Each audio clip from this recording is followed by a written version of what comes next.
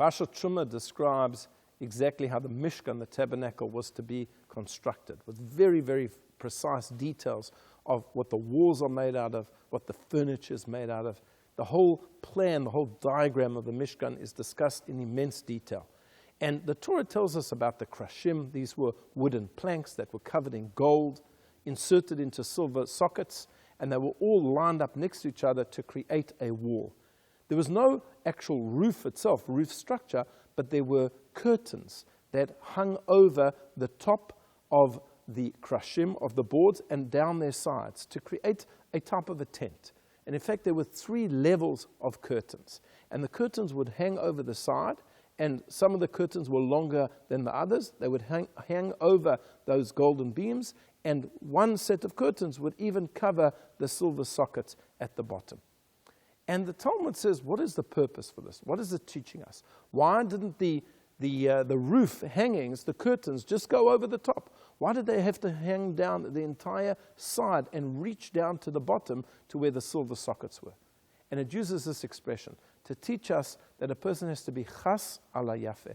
You have to care for, you have to be compassionate for that which is beautiful. The Torah did not want the Mishkan to look tatty, to look damaged, to look old. And yes, silver is very beautiful. And silver is something that can be tarnished very easily.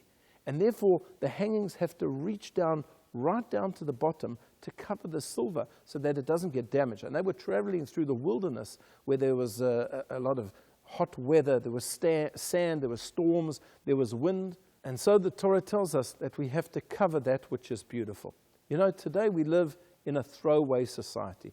We have so many different items that we get, we keep for a short time, and we throw it away. And we see what a terrible impact this is having on the environment. All of the plastic, thousands and thousands, if not millions of tons of plastic that are ending up in the ocean. Or even when we get a new cell phone, so we keep it for 2 years, and even if it's in perfectly good order, we get a new one, we replace it.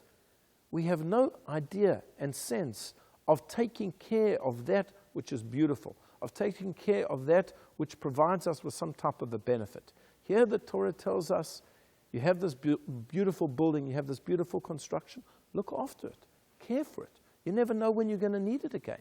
We have the famous story of Yaakov, that Yaakov remained on the other side of the river. He put himself into danger when all of his family were on the other side of the river because he had to pick up a few little jars that he went to go and collect. Why was he so specific? Because he never knew.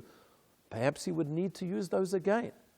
We shouldn't live in such a throwaway society. We should value that which we have, and especially if it's beautiful. We should take care to have compassion and to care for that which Hashem has gifted us with. I wish you a Shabbat Shalom.